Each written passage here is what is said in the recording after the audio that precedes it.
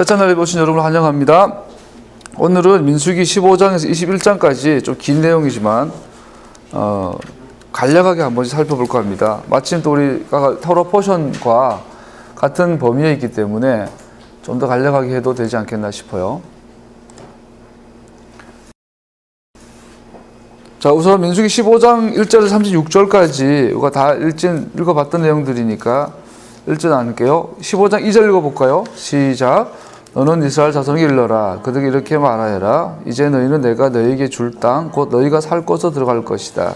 자, 14장과 15장은 굉장한 이 전환이 일어나죠. 그 15장은 드디어 내가 너희의 줄 땅, 너희가 살 곳으로 들어갈 것이다 라고 그 땅에 들어가는 것에 대한 얘기가 나오면서 1절에서 36절까지는 7개 율법에 대해서 나오고 있어요.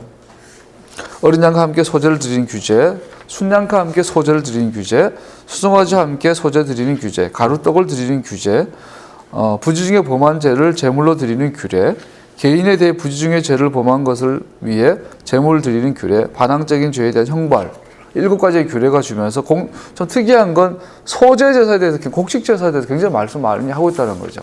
우리가 배운 것처럼 이 곡식 제사 칼날빵, 번제단에서 원래 곡식 제사를 드릴 때, 그리고 이제 떡상에 올라갔던 떡, 이것은 하늘에서 내가 또 만나로 했던 거죠, 광야 동안. 그런데 그러나 이제 그 땅에 들어가면, 그 땅의 소산이 나오면 만나가 끊어질 것이고, 그 땅의 소산으로 할랄빵을 만들어서 하나님께 곡식 제사를 드려라. 그 빵, 우리가 그래서 기도하죠. 바르가타 아도나이 엘로헤는 멜레하울람, 또 하모찌레헤 민 하아레츠. 그러니까 샤bat 때마다, 식사 때마다 하모치, 그 빵, 레헴, 하모찌레헴 민 하아레츠. 그 땅에서 나온 그 빵이란 뜻이죠. 그래서 우리가 그것을 우리가 샤bat 때마다 그 빵을 먹으면서 민수기 15장에서 말하는 곡식 제사, 그 땅에서 하나님과 이스라엘 함께 영원히 함께 거하면서 함께 언약의 식사 공동체를 갖는 것을 바라보게 되죠. 그리고 또 나아가서 우리가 이제 여기 민수기 15장에 보면은 안식일을 어긴 사람에 대한 이야기가 있어요. 얼마 전에 살펴본 것처럼 안식일을 어겼을 때 하나님 어떻게 할까요? 그랬더니 모세가 하나님 앞에 나가서 물어보죠. 하나님 어떻게 하죠? 안식일을 어긴 사람이 있어요. 그랬더니 안식일에 나무를 한 사람이 있어요. 그랬더니 주님께서 모세에게 그 사람은 반드시 죽여야 한다. 우리가 그때 잠깐 살펴봤죠. 다라시에 대해서 잠깐 살펴봤어요. 우리가 레위기 24장에 보면 아버지가 애굽 남자고 엄마가 이스라엘 여자에 태어난 어떤 사람이 이스라엘의 하나님의 이름을 모독한 이야기가 나와요. 그랬을 때도 모세가 나아가서 하나님 어떻게 할까요? 돌로 쳐 죽여라. 또 민수기 9장에 보면 두 번째 6월절이 나오죠. 출애굽하고 2년 1월 14일 날 6월절을 지켜야 되는데 여행 중이거나 몸이 부정한 사람도 6월절 못 지키잖아요. 그럴 때는 어떻게 할까요? 모세가 또 가서 물어봐요. 그랬더니 하나님께서 그러면 2월 14일 날 지켜라 이렇게 대답을 해주시죠. 하나의 경우가 더 있어요. 민수기 7장에 보면 슬로브핫의 딸들이 있어요. 다음 주에 살펴보겠지만 그 땅에 들어가면 땅을 다 이렇게 경계표를 받고 지파마다 땅을 이게 상속받잖아요. 그럼 땅은 영원히 상속되어져야 돼요. 그런데 아들들에게만 주어졌는데 마침 슬로브핫 집안에 딸들만 있는 거야. 그럴 경우는 어떻게 할까요? 또 그랬더니 모세가 또 물어봐요. 왜냐하면 기록된 율법에 토라에 그런 내용이 없기 때문에. 그래서 또 하나님께서 이렇게 슬로브핫의 딸들은 다른 지파랑 결혼하지 말아라. 그 딸들에게 유산을 물려줘라. 이렇게 하죠. 거기에 연따라서 오늘 읽었던 민수기 15장에 안식일날 나무를 벤 사람들 어떻게 할까요? 또 물어보죠. 이 공통점은 뭐예요?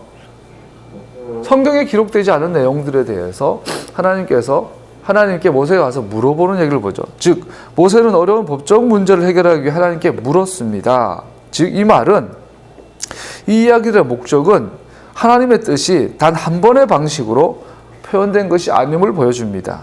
하나님과 이스라엘이 지속적인 관계 가운데 하나님은 자신의 뜻을 그들에게 계속하여 알리셨고 그것들은 그러한 과정 가운데 계속하여 역할을 담당하셨습니다.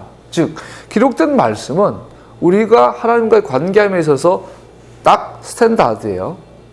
이걸 가지고 우리 삶에 적용함에 있어서는 그때그때 하나님께 물어봐야 돼요. 이거를 가지고 우리는 해석이라고 해요. 해석. 그래서 하나의 기록된 성경을 우리 삶에 어떻게 적용할 것인가. 이거를 가지고 다라시 한다고 하죠. 다라시. 에스라가 하나님의 토라를 이제 포로기에 돌아와서 어떻게 우리 삶에 적용할 것인가에 대해서 이제 해석하고 연구하는 운동을 벌이다가 이게 다라시가 나중에 쌓이면 미드라시가 돼요. 이 미드라시가 소위 구전율법. 예수님 당시에 구전율법이 되고 그 구전율법 가운데 성문율법보다 더 상위에 있는 구전율법이 나오기 시작해요. 이것을 가지고 예수님은 장로들의 유전이다 그랬죠. 그러면서 동시에 예수님도 구전율법의 전통 아래서 사역하셨 말씀을 전했던 걸 알 수 있어요. 예수님의 말씀 중 가장 유명한 그 황금률, 네가 남에게 대접받고 자고 남 대접하여라. 이것은 힐렐 학파의 구전율법이에요. 이것을 예수님께서 주님의 말씀을 전하는 걸 볼 수 있어요. 그래서 우리는 이 다라시 운동, 우리 가운데, 그래서 종교 개혁이라는 것은 다라시 운동이에요. 교회 회복 운동이라는 것은 다라시 운동이에요. 하나님의 말씀을 바르게 해석하고 적용하는 운동이에요. 문제는 이것이 어긋났을 때 뭐가 되죠? 장로들의 유전. 다른 말로 하면 종교가 돼요. 그래서 예수님 당시에 종교가 된 것은 바리새인들이었고 하나님의 말씀보다 장로들의 유전이 앞서 버린 거죠. 그래서 사람을 판단하고 정죄하고. 이것이 우리 지난 2000년의 교회 역사 가운데서 계속 반복이 일어나요. 그것이 우리는 뭐 예를 들어서 마녀사냥 같은 거, 종교재판 이런 거. 이 모든 것들이 다라시 운동의 병폐들이죠. 종교가 되어버려요. 그래서 작게는 오늘 우리의 삶에도 적용이 돼요. 하나님의 말씀 읽긴 읽는데 내 삶에 어떻게 적용이 될지 몰라서 자기 마음대로 자의적으로 해석을 해서 내 삶에 적용해버려요. 그리고 자기 스스로 자기를 자위해버리죠. 합리화시켜버려요. 그리고 자기는 예수님대로 믿고 있다는 거예요.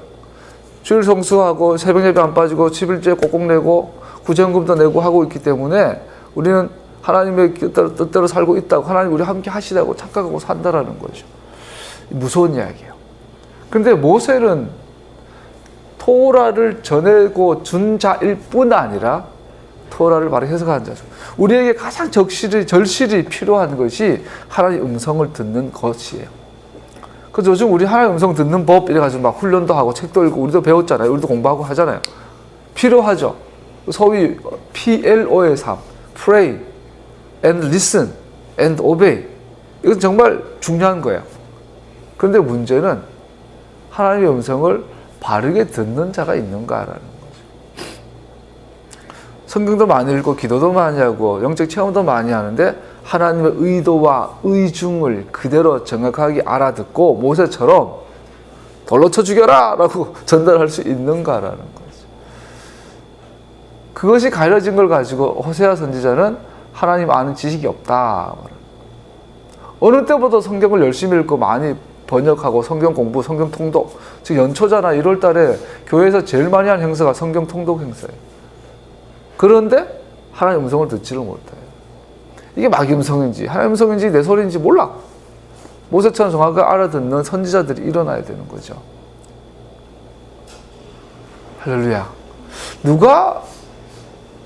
그래서 어려울 때부터 토라를 통해서 바른 이 언약에 대한 하나님의 이 창세기 1장에서부터 나오는 그 땅에 대한 언약, 그 땅을 만드시고 거기에 사람을 두시고 그 땅을 거기에서 하나님께서 하나님의 나라를, 하나님의 패밀리를 약속하시고 그 언약을 노아에게, 아브라함에게, 이스라엘에게 주셨던 이 언약에 대한 바른 이해, 소위 언약을 향한 하나님의 말씀의 말귀를 알아듣는 자.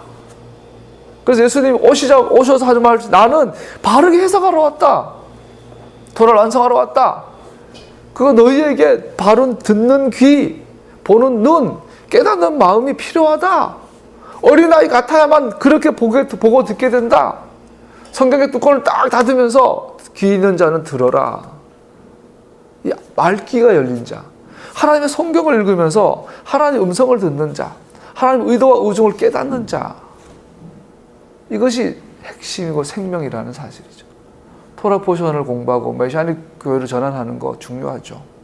그것보다 더 중요한 건 하나님의 말씀을 살아있는 하나님의 말씀으로 들려지는. 여러분, 내가 그러려면 예수님이 조건을 달았어요. 겸손해라. 어린아이 같아라. 하나님 말씀 앞에 떨어라. 하나님의 말씀을 사모하고 떨며 두려워하며 말씀을 듣는 자가 되어라. 그러면 들릴 것이라는 거. 할렐루야. 자, 오늘 빨리 해야 되는데 15장 37절 41절까지는 꽃술, 찌찌떼가 나와요. 이거 찌찌떼 사는 거 봤잖아요. 이게 굉장히 길어요. 이 찌찌떼 남자들 앞에 뒤에 뒤에 두 개, 네 개를 사방에다 다 달아라. 무엇을 의미할까요? 자, 여러분 찌찌떼를 달라고 하시는 하나님의 명령에 가보면 참 감사한 부분들이 있어요. 뭐냐면 토라를 살펴보세요. 우리가 하나님 거룩하신 명령 그러면 법전, 예? 막 성서 이러면은 굉장히 막 이게 어렵고 위대해 보이잖아요. 근데 그 내용이 웃겨요. 그들이 쟁기질 하러 갈 때에 소와 나귀와 함께 쟁기질 하지 말아라.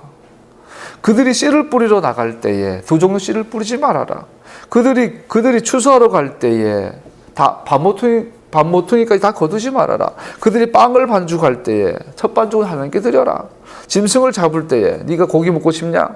네가 고기 잡을 때에 그들이 새의 둥지를 발견했을 때에 여러분 하나님의 말씀이 위대하고 대단한 것 같아요. 근데 정작 안에 들어가 봤더니 뭐가 적혀 있어요? 지연이가 이제 오늘 제주도 가가지고 제주도 중산간에 가서 혼자 산책을 하는데 나무에 새 둥지가 있어. 그때 예수님 하나님께서 뭐라 그래요? 네가 새 둥지를 발견했을 때에 이렇게 들짐승이나 새를 잡았을 때, 네가 사과나무를 심었을 때, 네가 아들이 태어났을 때, 사람이 죽어서 시체를 묻을 때에, 네가 면도할 때, 네가 집을 지을 때, 네가 집을 지을 때 난간을 만들어라. 또 네가 옷을 만들 때에, 자, 높으신 하나님, 크신 하나님, 위대하신 하나님의 말씀의 내용이 뭐라고요? 우리와 일거수일투족 소소한 나누는 거예요. 우리의 삶의 소소한 것 하나하나에서 하나님의 말씀대로 살기를 원하시는, 즉 크신 하나님, 높은 곳에 계신 하나님이 누구보다 우리 가까이 계시는 것을 말씀하고 있는 것을 알 수 있어요. 찌찌떼의 목적이 그거예요. 하나님 너와 함께 계신다.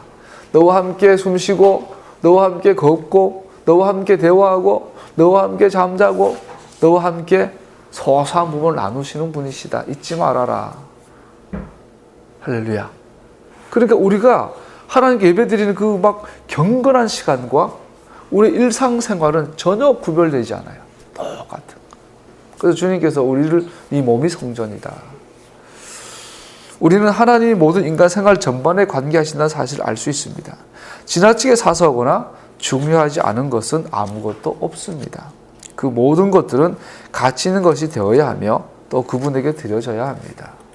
예배드리는 시간에만 막 회개하고 돌아서서 하여튼 단 한순간도 하나님 앞에 중요한 시간이 없다라는 것을 찌찌떼는 계속 말하고 있는 거죠. 자, 16장으로 넘어가면 그 유명한 고라의 반역이 나와요. 즉 레위인들의 반역이 나와요. 하나님의 종들이 자신에게 주어진 사역에 만족하지 못하고 보다 큰 지위와 권력을 추구하는 것은 이것이 처음도 아니고 또 마지막도 아닐 것입니다. 자, 보세요. 하나님께서 아론과 그의 아들들을 제사장으로 삼으셨어요. 이것이 고라의 눈에는 꼴보기 싫었어요. 같은 레위인인데 내가 아론보다 못한 게 뭐 있어? 하나님의 선택에 대해서 도전하는 모습을 보게 되죠. 즉, 그 하나님의 종들이 자기에게 주어진 사역, 리더십에 만족하지 못하고 보다 더 큰 지위와 권력을 추구하는 것. 이것은 고라를 통해서 대표적으로 성경에 나오지만 이것은 역사상 우리 안에 현재적으로 계속 재생되고 있다는 거죠. 그리고 이 고라에 대한 마지막 심판은 산채로 음부에 떨어지는 것.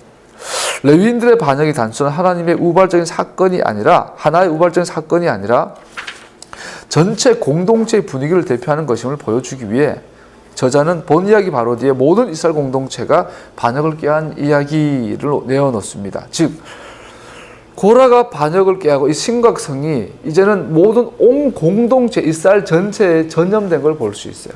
그래서 고라의 직접 연결된 자들은 산처럼 땅에 떨어져서 죽고 그들에게 전염된 자들 14,700명은 전염 연병이 돌아서 죽죠. 그때 아론의 향을 가지고 죽은 자와 산 자 사이에 서죠. 그때 하나님께서 연병을 거치시는 이야기가 나와요. 아론의 리더십에 대해서 계속 보호하시는 것을 보죠. 즉, 이 이야기는 마치 가인의 반역과 유사한 것을 살펴볼 수 있습니다. 이것은 이스라엘 백성들이 통회하고 회개하는 마음을 가지는 것이 아니라 주님께서 레위인들을 징벌하신 것에 대해서 불평하였음을 보여줍니다. 자신의 재물이 하나님께 연락되지 못했을 때에 가인이 화를 품은 것과 비슷한 방식으로 여기에 묘사되고 있습니다. 그들의 행동은 마치 내적 생각과 마음이 어떻게 말해줍니다.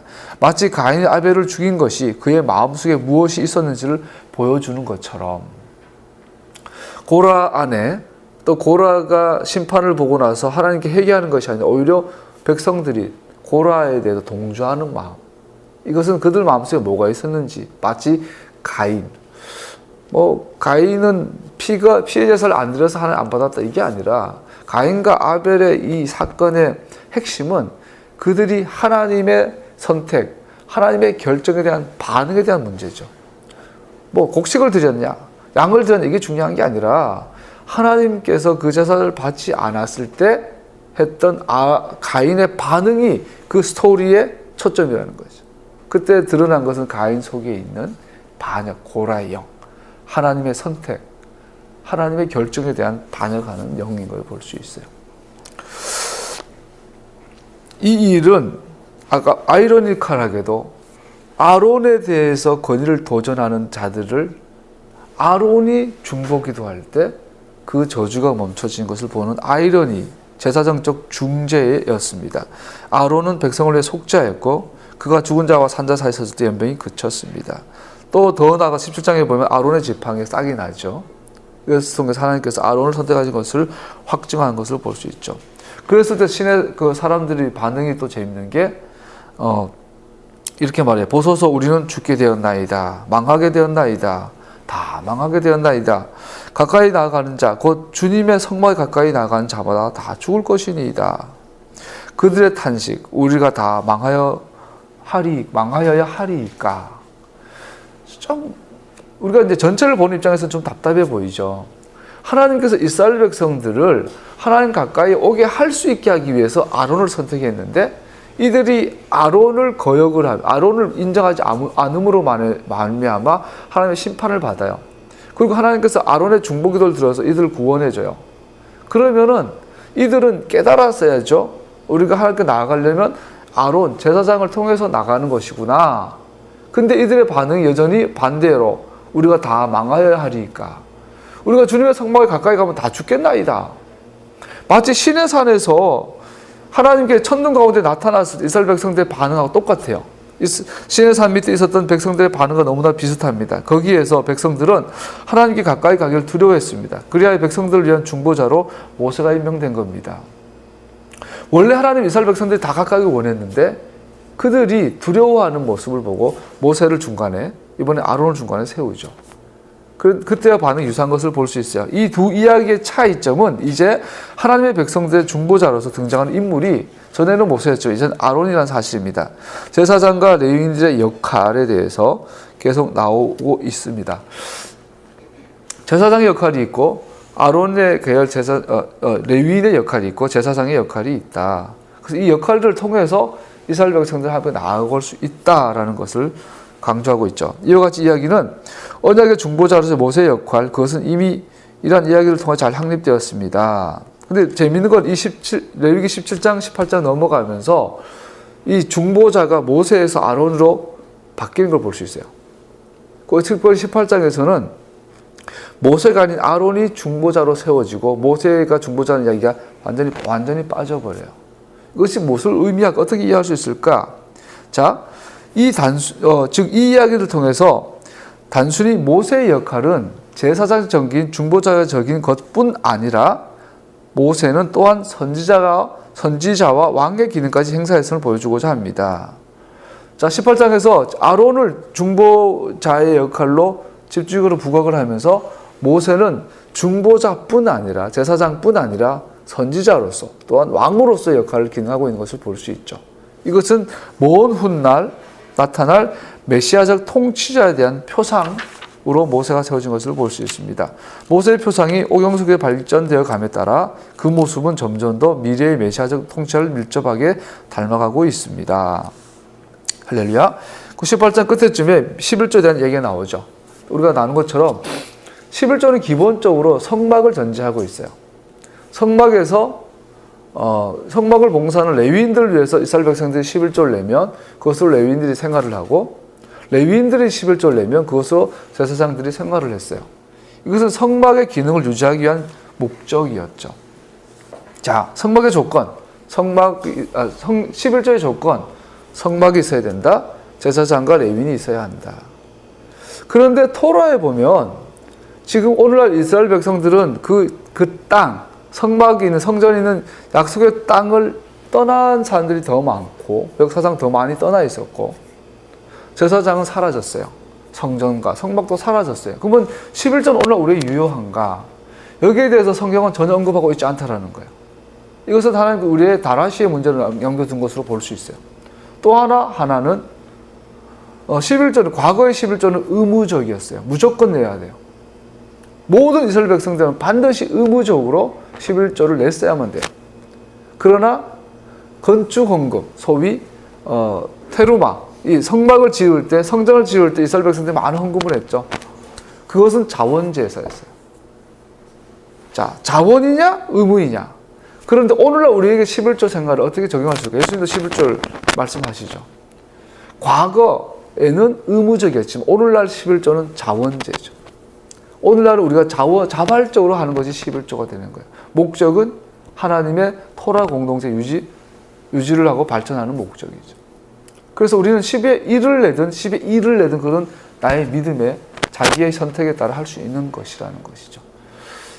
그 11조를 오늘날 막 의무적 안 하면 저주받는다, 11조 하면 복받는다. 이것은 단순하게 이야기할 수 없는 부분이에요. 그래서 안 돼요. 11조는 믿음의 발현일 뿐이에요. 지금 우리는 성막 시대가 아니죠. 성전 시대가 아니에요. 그러나 예수님께 다시 오셔서 성전을 지으시고 다시 제사장과 레위인을 회복하시고 메시아 왕국을 통치하는 천년왕국이 되면 다시 11조는 의무적으로 바뀔 거예요. 그때는 전 세계에 있는 모든 성도가 반드시 11조를 해야 되는 때가 다시 올 겁니다. 그래서 우리는 11조는 참으로 믿음의 척도가 되는 것을 볼 수 있어요. 그래서 엄밀히 말하면 과거보다 요즘의 11조가 더 무서워요. 믿음이 있노라 하면서 11조 생활을 하지 않는 것은 없는 거나 마찬가지가 되는 거죠. 자원제기 때문에. 이게 더 무섭다는 사실이에요. 자, 19장 넘어가면 1장에서 22절까지의 살펴보면 우리가 지난주 배웠던 붉은 암송아지 잿물에 대해서 나옵니다. 18장이 죄와 더러움의 결과, 곧 죽음에 대한 경고로 끝나는 것을 주목할 필요가 있습니다. 우리 민수기 18장 끝에 보면요, 이런 경고가 나와요. 11조에 대해서 얘기하면서 죽음에 대한 가장 좋은 부분을 들어올려 바침으로써 너희는 이 일에 죄를 짓지 아니할 것이다. 너희는 이스라엘에 바친 거룩한 제물을 더럽히지 않도록 하여라. 그래야만 너희가 죽지 않는다. 18장 끝에 보면 죽음에 대한 경고로 끝이 나요. 그러고 나서 19장에 보면은 죽음으로부터 부정해진 사람이 깨끗함을 다시 회복하는 이야기가 나오죠. 죄와 더러움 그리고 죽음이 붉은 암송아지 의식에 있어서 중심적인 주제라는 사실은 저자가 32절에 이러한 주제를 언급함으로써 이러한 두 장을 의도적으로 연결하고 시키고 있음을 봅니다. 즉 정결케 하는 사용하는 물은 특별히 시체와 관련이나 시체와 접촉하는 것으로부터 정결케 하기 위한 것이었습니다. 그러므로 비록 이 구절이 특별한 목적을 언급하고 있지 않다 하더라도 정결케 하는 물은 시체와 접촉한 모든 사람을 위한 특별한 정결 규례였음이 일반적으로 인정됩니다. 자, 다시 한번 잠깐만 언급하면요. 지난주 토라 포션이었어요. 지난주. 붉은 암송아지를 통해서 알 수 있는 결론이 뭐였죠? 죽음은 죽음으로만 정복된다. 예수님은 죽음을 죽이시기 위해서 죽으셔야 했어요. 그러니까 십자가는 뭘 의미하죠? 죽음의 죽음이에요. 죽음을 죽여버리는 자리가 십자가죠. 예수님은 당신의 죽으심으로 말미암아 십자가에서 십자가를 죽여버리셨어요. 그리고 그분은 부활하셨죠. 생명이시니까. 즉 죽음은 죽음으로만 정복됩니다. 부정을 씻기 위해서는 주님은 부정해지셔야만 했습니다. 붉은 암송아지예요. 이 아이러니하죠. 유대인들은 절대 이해할 수 없는, 예수님을 알지 못하면 도무지 미스터리로 남게 되는 것, 유일한 제사가 붉은 암송아지 제사예요. 이것은 독특한 게 진 밖에서 드려져야 했어요. 진 밖에서 송아지 제사를 드려야 되니까 엘르아살 대제사장의 아들이 제사장의 진 밖으로 나와야만 되는 제사. 더 나아가 제사장이 제사를 지을 때 그 제사를 집전하는 모든 사람들이 깨끗게 하는 물을 만들기 위해서 드리는 제사를 집전하는 사람들이 더러워져야만 되는 제사. 참 독특한 제사죠. 이것을 도대 랍비들은 이해를 못하는 거예요. 이게 도대체 의미가 뭐냐. 근데 골고다 언덕에서 십자가가 세워지고 그 위에 예수님이 달려 죽으시는 모습을 딱 보니까 정확하게 붉은 암송아지. 죽음은 하나님의 존재의 속성과 정반대됩니다. 모든 구속은 죽음을 이기고 생명을 주는 것을 의미합니다. 우주 최고의 수수께끼가 죽음이라는 존재입니다. 생명의 하나님이 세상을 창조하신 것이 우주인데 이 우주 안에 죽음이 존재한다는 사실이에요. 도무지 즉 죄와 죽음은 어디서 왔는가? 막 신학자들이 막 죄란 뭐냐? 마치 어둠이 뭐냐? 그래가지고 죄란 어거스틴이 그랬죠. 죽음이란 죄란 빛의 부재다. 어둠은 존재하지 않는다. 존재하지 않는데 반드시 분명히 있다. 이 말은 빛이 있으면 어둠은 없다. 빛이 없는 것이 어둠이다. 그래서 죄는 뭐냐? 의가 없는 게 죄다. 막 그럴듯한데 이해 안 되죠. 이게 아이러니하단 말이에요. 이 우주에 죽음이 존재하는 것 자체가 최고의 아이러니한 이야기가 수수께끼죠. 그러나 붉은 암송아지를 보고 나면 이해가 되기 시작합니다. 1세기 유대교회 넘어가면서 붉은 암송아지 첫 번째 특징은 불다라는 거예요. 불다라는 것은 오직 피로 죽음은 극복된다. 즉 죽음은 죽음으로 정복된다는 것을 나타낼 수 있고요. 두 번째, 이 붉은 암송아지는 전체가 붉은색이에요. 단 하나라도 붉지 않으면 안 돼요. 그리고 이제 붉은 암송아지가 있어야만 성전이 완성이 되어지니까 오늘날 유대인들이 붉은 암송아지가 태어나기만 기다리죠. 우리가 나눈 것처럼 몇 년 전에 붉은 암송아지가 태어났대요. 유대인들이 성전 지을 재물도 다 준비하고 제사장도 다 준비해 놨는데 붉은 암송아지가 안 태어나는 거야. 이거는 현대 과학에 의하면, 이거 생물학에 의하면 이거 돌연변이죠. 몸 전체가 붉은 암송아지. 우리나라 오면 많은데 우리나라 한우가 다 붉잖아. 뭐 어떤 종류인지 모르지만 이 붉은 암송아지가 얼마 전 태어났대요. 그래서 유대인들이 야 드디어 제3성전 지을 때 된가 보다 했는데 병 걸려 죽었대요. 그래서 그것이 다시 태어나려면 언제 태어날지 몰라. 제3성전이 주님 오시기 전에 세워질 거예요. 세워질 가능성이 뭐 거의 100%라고 봐야죠. 성경적이죠. 제3성전이 세워진다면 조건이 갖춰져야 돼요. 붉은 암송아지가 나와야 되죠. 세 번째, 진 밖에서 도살되어졌어요. 가장 독특한 부분이죠. 왜 하필 진 밖일까? 그리고 해막 앞으로 7번 피를 뿌려요. 네 번째, 전체를 다 태워드려야 해요. 다섯 번째, 백향목과 우슬초와 홍색실을 섞어야만 돼요. 백향목은 흠량할 만한 전적인 수영을 의미한다고 본다면 우슬초는 순결, 6월절과 문둥병에 뿌리셨던 우슬초는 순결에 대한 의미를 볼 수 있고, 홍색실은 아사셀 염소를 떠오르게 하죠. 아사셀 염소가 광야로 나가기 전에 그 뿌리에다가 붉은 실을, 홍색 실을 묶어놔요. 그러면 저는 이스라엘의 죄를 지고 가는 양이에요. 그래서 떠오르게 하는 실을 태우게 되죠. 또 이 붉은 실은 대제사장이 옷을 만들 때 사용되는 실이고, 동시에 성막의 덮개를 만들 때 쓰는 실이죠. 이 실을 같이 태워서 만든 잿물, 이 잿물이 부정한 자에게 뿌려졌을 때 그 부정함을 벗겨진 것을 볼 수 있죠. 태우는 자도 더러워집니다. 독특한 것은 이 붉은 암송아지를 태우고 죄를 빻고 죄를 모으고 이 모든 작업하는 사람들은 같이 더러워진다. 즉 깨끗해지는 물을 만들기 위해서 누군가가 더러워져야 되는, 죽음을 회복하기 위해서 누군가가 죽어야 하는, 피 흘림이 없은즉 죄사함이 없느니라. 누군가가 죽어야 누군가가 산다. 정확하게 예수님의 모형인 것을 볼 수 있습니다. 마지막으로 부정을 깨끗게 하는 옷. 즉 죽음은 오직 죽음으로만 정복되어집니다. 자비의 하나님, 의의 하나님이기 때문입니다. 주님은 자비하시지만 동시에 의를 손상하지 않는 분이죠. 죄는 영광을 훔쳐가기 때문에 대가 지불을 요구합니다. 대가 지불이 이루어질 때까지 의는 만족되어지지 않습니다. 즉 메시아 도래의 희생 시스템이 필요한 것을 보여줍니다. 자, 메시아께서 우리를 위해서 희생하게 된 희생 시스템이 있어요. 자, 죽음을 해결하려면 죽음이 필요한 이 시스템. 이것이 희생 시스템이죠. 흠 없고 점 없는 양이어야 한다. 두 번째, 멸시와 천대를 받아야 한다. 세 번째, 죄의 부정을 짊어져야 한다. 예수님께서 죽음을 꿀꺽 삼키셨다 이런 표현들이 있죠. 그리고 이 제사는 하나님께 향기로운 제사여야 한다. 즉 대가 지불, 죄가 다 처리되는. 다섯 번째, 잿물이 뿌려진 모든 이는 깨끗해진다. 이 다섯 가지 원칙이 희생 시스템이에요. 오늘 바쁘니까 다 자세히 말하지 않을게요. 이 다섯 가지 시스템이 구축이 돼야만 뭐가 일어나죠? 구원이 일어나요. 구속이 일어나요. 이 다섯 가지 조건을 완벽하게 만족시키는 유일한 분이 바로 예수와 그분이세요. 흠이 없어야 되고 멸시천대를 받으시고 죄를 다 죽음과 죄를 짊어지시고 그걸 정복해 버리시고 하나님께 향기로운 제사가 되시고 마지막으로 예수님의 보혈로 그것을 믿는 모든 사람을 정결케 하는 자. 오직 예수님 외에 붉은 엄성은 정확한 예수님을 보여준 것을 볼 수 있죠.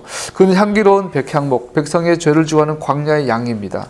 그렇게 죽음은 정복되어졌고 그의 죽으심으로 말미암아 죽음에 대하여 승리하셨습니다. 이것은 메시아의 그림입니다. 할렐루야. 또 넘어가고요. 이제 그리고 또 하나, 이게 붉은 암송아지 죄라고 번역이 됐는데 원어로 들어가면 죄보다 먼지라는 표현이 더 정확해요. 붉은 암송아지의 먼지. 이 먼지를 물에 타요. 그것이 뭐죠? 깨끗게 하는 부정을 씻는 물이 돼요. 무슨 그림이 생각나나요? 아담과 하와가 생각나지 않아요? 하나님께서 아담을 향하여 너는 흙에서 왔으니 흙으로 돌아가리라. 이거 원어 저대로 해석하면 너는 먼지로 왔으니 너는 먼지로 돌아갈 거다. 그러고 나서 뭐예요? 그 바로 옆에 뭐가 있어요? 생명나무가 있어요. 그 생명나무에 들어가는 길을 막아버려요. 너는 죄니까 죄로 돌아갈 거야. 너는 먼지니까 먼지로 돌아갈 거야. 네가 살아나려면 생명나무까지 이르러야 돼. 그런데 너는 못 들어가. 막았어요. 이것이 신라권이에요.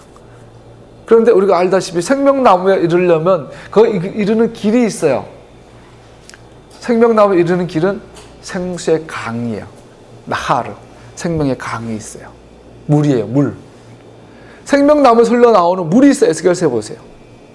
그 생명나무에는 그 강이 흐르는데 그 물에 그 먼지가 들어가면 어디로 도달하죠? 생명나무로 도달해요. 그래서 그는 살아요. 정확하게 붉은 암송아지 잿물과 일치해요. 붉은 암송아지의 우리의 죽음과 죄를 의미하는 이 먼지가 그 물에 닿으면 부정을 씻는 물, 생수의 물이 강이 되는 거죠.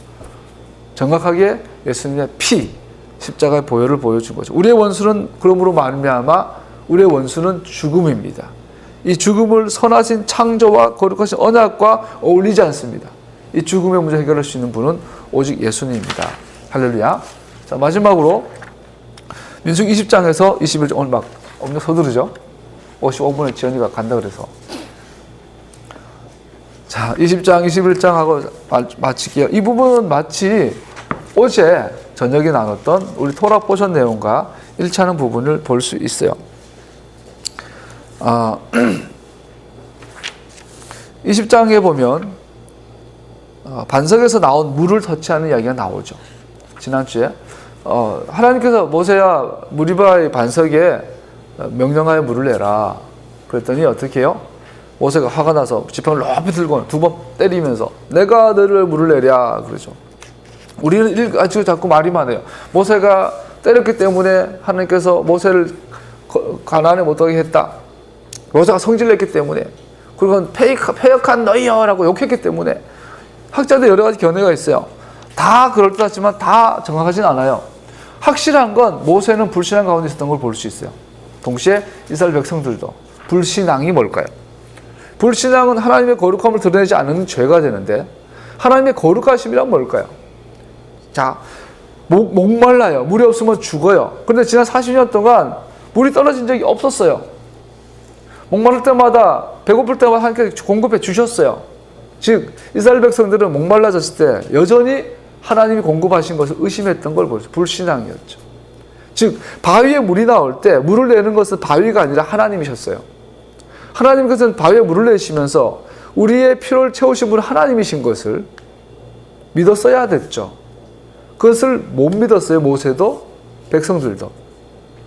즉 하나님의 거룩하심은 이스라엘 백성들에게 그 땅을 약속하시고 그 땅에서 이스라엘 백성들을 공급해 주시고 도와주시고 함께 해주시는 그것을 전제한 거룩하심이 되죠. 자, 우리의 불신앙은 하나님의 거룩하심을 드러내지 못하게 됩니다.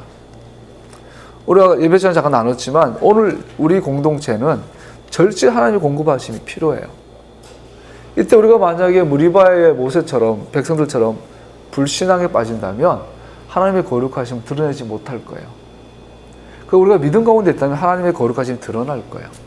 그래서 세상 사람들이 하나님을 두려워할 거예요. 믿음은 하나님의 이름을 높입니다.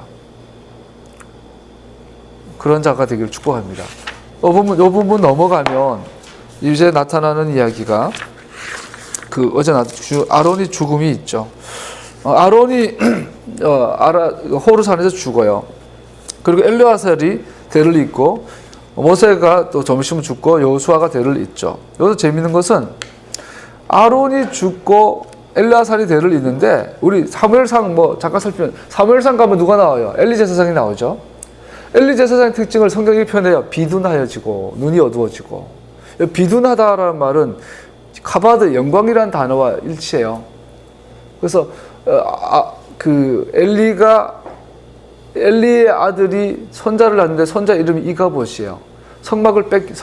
법궤를 뺏겨요. 그 소리 들을 때 죽어요. 엘리가 못 꺾여 죽어요. 아들은 전쟁에서 죽어요. 그 소식을 들을 때 이 며느리가 아이를 낳죠. 이 아이의 이름을 가지고 이가봇이라 그래요. 하는 영광이 떠났다. 엘리 제사장은 아론의 후예가 아니에요. 엘리 제사장 가문은 뜬금없이 나타난 아론 계열의 제사장이 아니에요. 그래서 사무엘 1장, 2장, 3장에는 아론의 혈통이 아닌 제사장들의 계보에 종말을 교하고 있어요. 사무엘을 통해서. 그리고 사무엘이 누구를 준비하죠? 사울 왕 아니죠? 결과적으로 다윗 왕. 사무엘은 다윗의 나라, 다윗의 왕권을 준비하는 사무엘이 통해서 아론의 계보가 아닌 제사장 그룹의 종말을 고하게 만들어요. 이 그림. 그러고 나서 사무엘이 커서 다윗을 준비하고 다윗이 나라를 세우고 그 나라의 제사장이 바로 사독이에요. 이 사독은 엘르아살의 후손이에요. 그래서 다윗 왕국에 필요한 제사장은 아론 계열인 것을 볼 수 있어요. 성경 전체를 봤을 때 하나님께서 아론의 죽음의 자리에서 아론 계보의 제사장의 영원성에 대해서 다윗 왕국의 그림에 대해서 말씀하고 있는 걸 볼 수 있죠. 자, 넘어가서 하나만 더 마칠게요. 구리뱀. 우리가 어제 저녁에 나왔던 구리뱀 얘기가 21장에 나와요. 우리 다시 한번 읽어봅시다. 21장 5절 4절요. 시작. 그들은 에돔 땅을 돌아서 가려고 호르산에서 홍해길을 따라 나아갔다. 길을 걷는 동안에 백성들 마음이 조급하였다. 자, 보세요. 어제 나눈 것처럼 이스라엘 백성들이 40년 전에 가데스 바네아서 12명의 정탐꾼이 갔다가 10명의 정탐꾼이 그 땅을 악평해요. 그러고 났더니 니들이 악평했으므로 40년 동안 땅을 돌아야 한다. 그런가 보다고 돌았어요. 무려 40년 동안 그 사이에 1세대가 다 죽어나갔어요. 이제 드디어 약속의 땅이 눈에 보여요. 이제 직선거리로 며칠이면 가. 저 에돔 땅만 통과하면 가. 그래서 에돔을 향하여 가서 에돔 우리 형제 국가니까 우리가 가면서 물 한 모금 마시지 않을 테니까 왕의 대로를 잠깐만 빌려주면 우리가 단 며칠 만에 이 땅을 통과하겠습니다. 그랬더니 에돔 왕이 거절해요. 오기만 해봐라. 안 돼. 그랬더니 모세가 어떻게 해요? 여러분 에돔 왕이 안 된대요. 우리 에돔을 돌아가야 돼요. 어제 지도를 봤지만 돌아가는 길은 며칠 갈 길인데 몇 달을 돌아가야 돼. 더군다나 그 길은 골짜기 길이야. 한낮에 너무 덥고 겨울에 밤에는 너무 춥고. 그러니까 이 사람들 마음이 막 부글부글 끓는 거야. 그러면서 그 마음에 뭐가 들어가죠? 하와의 영이 들어가는 거야. 하와야 이걸 먹으면 진짜 죽을 거야. 반드시 죽는다. 그때 하와가 뱀 만나기 전에 하와가 뭐라 그래요? 속으로 아마 생각했을 거예요. 설마 죽이겠어? 그때 마귀가 와가지고 야 하나님 뭐라 했냐? 이거 먹으면 죽을지도 모른대. 근데 마귀가 뭐라 그래요? 딱 묻는 거죠. 야, 그거 봐. 그거 먹으면 왜 못 먹게 하는지 알아? 그거 먹으면 네 눈이 밝아져서 네가 하나님처럼 되는데 하나님께서 네가 하나님과 동등해질까 봐 일부러 못 먹게 하는 거야. 먹어. 이 영이 이스라엘 백성 가운데 쏙 들어가는 거죠. 즉 이스라엘 백성들이 40년 전에도 하나님 그 약속의 땅을 창세기 1장에서부터 아브라함에게서부터 위대한 우리 조상들에서부터 그 땅을 약속해서 드디어 우리 세대에 준다고 했다면서요. 그래서 40년을 우리가 불순종했게 돌아가지고 반성을 했는데 이제 드디어 간다는데 또 돌아가라고요? 그들 마음속에 40년 딱 떠올랐을 거야. 40년을 또 돌아야 돼? 그러면서 딱 의심하는 게 뭐예요? 땅에 대한 약속을 의심하기 시작하는 거예요. 정녕 죽으리라. 죽을까 하노라. 그 땅을 너에게 반드시 주리라. 안 줄지도 모른다. 하나님이 지금 뭔가 꿍꿍이 속에 있는 것 같아. 준다고 말은 했지만 또 다른 숨겨진 의미가 있는 것 같아. 이게 하와의 영이에요. 싹 들어가요. 그때 곧바로 나타난 게 뭐죠? 하와에게 뱀이 나타났죠. 이스라엘 백성에게 뱀이 나타나서 물어 죽여요. 5절 시작. 그래서 백성들은 하나님과 모세를 원망하였다. 어째 우리를 이집트에게서 데리고 나와서 이 광야에서 우리를 죽이려고 합니까? 먹을 것도 없습니다. 마실 것도 없습니다. 이 보살것 음식은 이제 진절머리가 납니다. 아까 말씀드렸죠. 보세요. 이 보살것 없는 음식은 이제 진절머리가 난다. 극도로 싫습니다. 로스합니다. 이 진절머리라는 음식이 뭐예요? 하늘에서 내려온 산떡 만나예요. 예수님은 그 만나를 향하여 뭐라고 그러죠? 나는 떡이다. 하늘에서 내려온 산떡이다. 너희들이 광야에서 이것을 먹고 죽었다. 나는 산떡이다. 그러나 나를 먹는 자는 죽지 아니하리라. 이 만나를 가지고 성막에서 떡상에 바쳤어요. 여러분, 이 만나는 예수님은 당신을 만나로 표현하면서 이 만나는 뭘 의미합니까? 하나님의 약속을 의미해요. 그러면서 이 백성들이 오늘날 뭐라고 그래요? 자기가 생각하기에 2번 쏘은 거예요. 하나님한테. 그 땅을 준다 해놓고 돌아가자. 이번 또 돌아가라 그래? 그 하와처럼 하나님의 약속을, 하나님의 말씀을 어떻게 해요? 의심하기 시작하는 거예요. 그러면서 이 만나가 진절머리 납니다. 이 진절머리 나다는 히브리어 원어가 쿠츠라는 단어의 워드프레이를 하면은 가시나무라는 뜻이에요. 가시. 고통받다, 가시로 찌르는 뜻이 있어요. 이 만나가 진절머리 나는데 마치 나를 고통스럽게 하는 가시와 같습니다 라는 뜻이에요. 그래서 그런지 예수님께서 오셔서 하나님의 토라를 바르게 해석해 줬더니 유대인들이 가시관을 씌워버렸어요. 정확히 같은 이야기예요. 하와의 이야기, 불뱀 사건, 예수님의 십자가 사건 정확히 같은 이야기. 이 이야기는 오늘날 여러분과 나의 이야기예요. 부활절마다 교회는 멋있는 가시관을 만들어요. 빨간 낙하치에서. 그리고 멋있는 장식을 만들어 놓고 부활절마다 주님께서 우리를 위해서 고통당하셨습니다. 맞는 말인데 거짓말.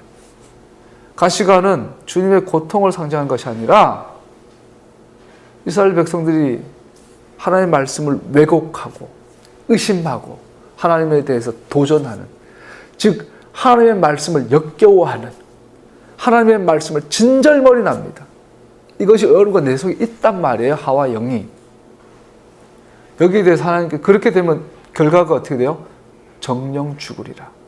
뱀에 물려 죽어요. 6절요. 시작. 그러자 주님께서 백성에게 불뱀을 보내셨다. 그것들이 사람을 무니 이스라엘 백성이 많이 죽었다. 무서운 이야기죠. 여러분과 내가 오늘날 하나님의 말씀 앞에 서서 하나님의 말씀하신 그대로 믿고 그대로 단순하게 순종하지 않고 이리 재고 저리 재고 하게 된다면 그것은 하나님의 말씀을 역겨워하는 것이고 그 결과는 죽음이에요. 그랬더니 그 즉시 7절에 보니까 주님과 어른을 많이 죽어요. 놀라운 사실이 이스라엘 백성들이 그 즉시로 회개하기 시작해요. 7절이요. 시작. 백성이 모세에게 와서 간구하였다. 주님과 어를 원망함으로써 우리가 죄를 지었습니다. 이 뱀이 우리에게 물러가게 해달라고 주님께 기도해 주시기 바랍니다. 그래 모세가 백성을 알려 기도하였다. 자, 놀라운 사실이 이스라엘 백성이 출애굽한 이후에 최초의 회개 사건이에요. 그들이 회개해요. 딱 한 번 지금. 놀라운 사실이에요. 불뱀에서 물려 죽자마자 아이고 첫 번째 I have sinned. 내가 죄를 지었습니다. 그 죄에 내가 죄를 지었는데 무슨 죄를 지었는지 정확하게 알아요. 나는 하나님과 당신에 대해서 악한 말을 했습니다. 대적하는 말을 했습니다. 라고 죄를 고백하죠. 그리고 세 번째 회개의 내용이 뭐냐면 우리를 위해서 중보기도 해 주십시오. 자, 우리가 죄를 회개할 때 회개의 본질이 뭐죠?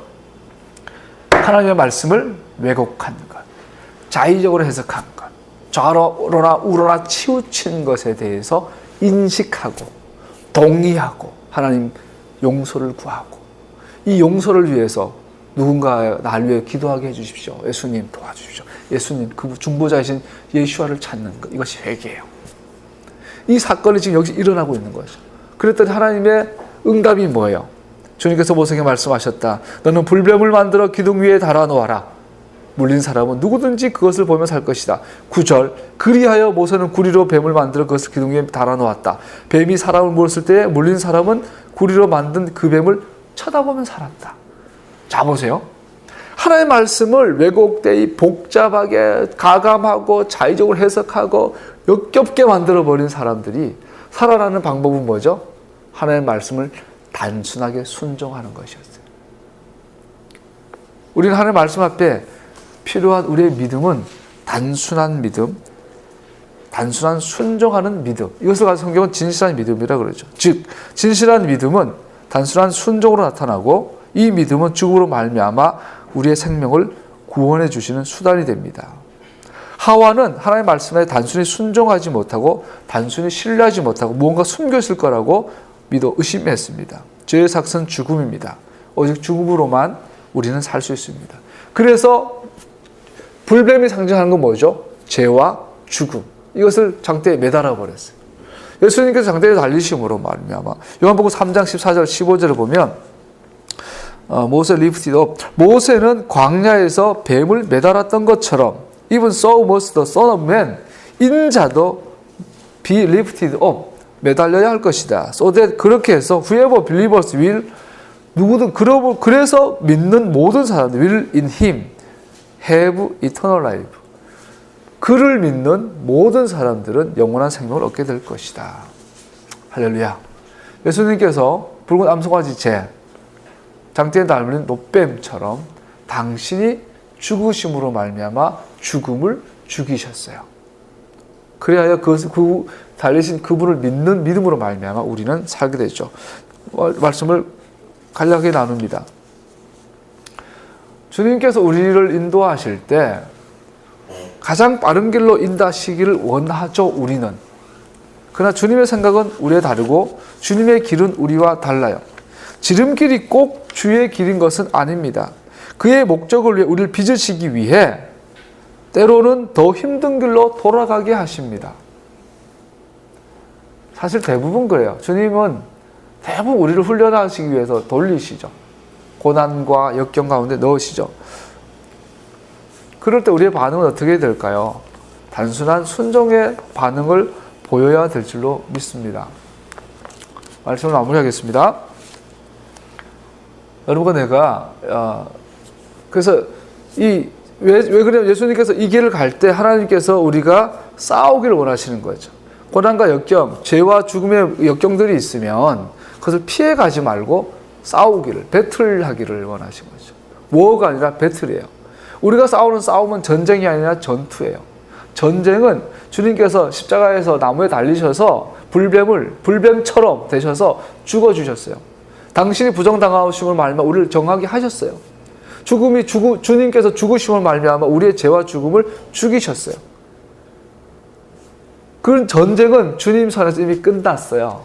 문제는 전투가 남아있는 거죠. 우리나라는 여전히 6.25 전쟁 중이에요. 전쟁은 끝나지 않았어요. 전투가 없을 뿐이에요. 우리나라는 분단국가예요. 전쟁 중이에요. 다만 전투가 없을 뿐이에요. 전투가 없다고 전쟁이 끝났다고 착각하는 것은 망국이죠. 우리도 마찬가지요. 전쟁은 끝났어요. 그러나 우리의 삶에 매일매일의 전투가, 믿음의 전투가 있어요.